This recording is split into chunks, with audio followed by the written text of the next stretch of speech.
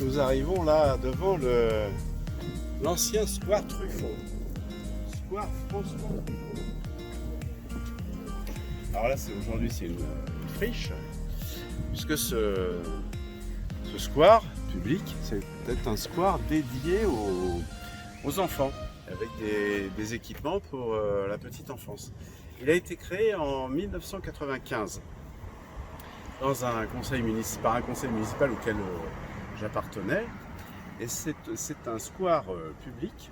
La ville avait acheté le terrain et avait obtenu une subvention de l'Agence régionale des espaces verts pour l'aménager.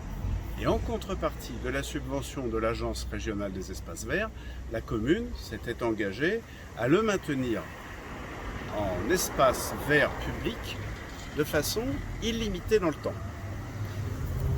En 2016, M. Rivoire, le maire actuel, a décidé de le vendre à un promoteur pour construire un immeuble de 17 logements en accession pure et simple.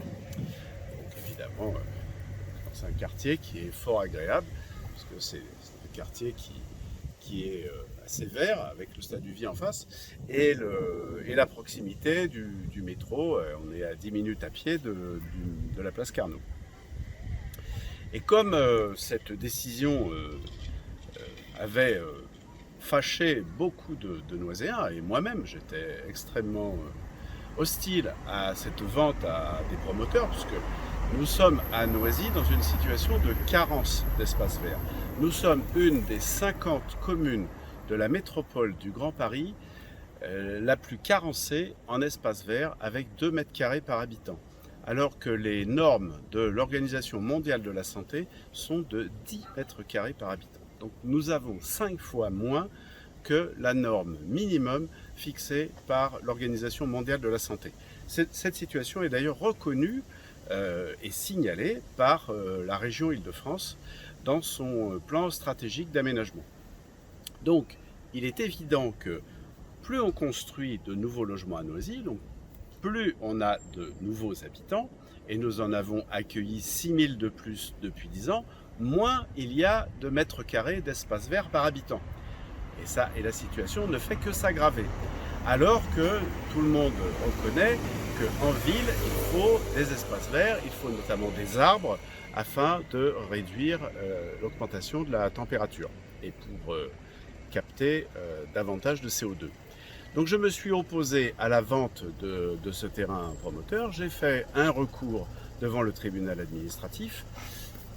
J'ai également fait un recours contre le permis de construire, et comme le tribunal administratif ne m'avait pas donné satisfaction, j'ai fait appel de façon à bloquer cette procédure et empêcher que le promoteur construise son immeuble sur ce terrain.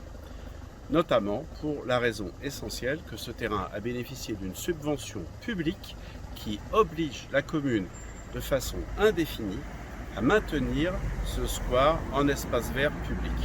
Et d'ailleurs, vous pouvez constater le résultat, c'est que grâce à la procédure que j'ai engagée, que je suis seul à avoir engagée, l'immeuble n'est toujours pas en construction à fin juin 2020.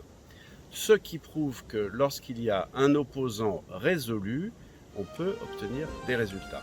Et ça, c'est le travail d'un élu déterminé.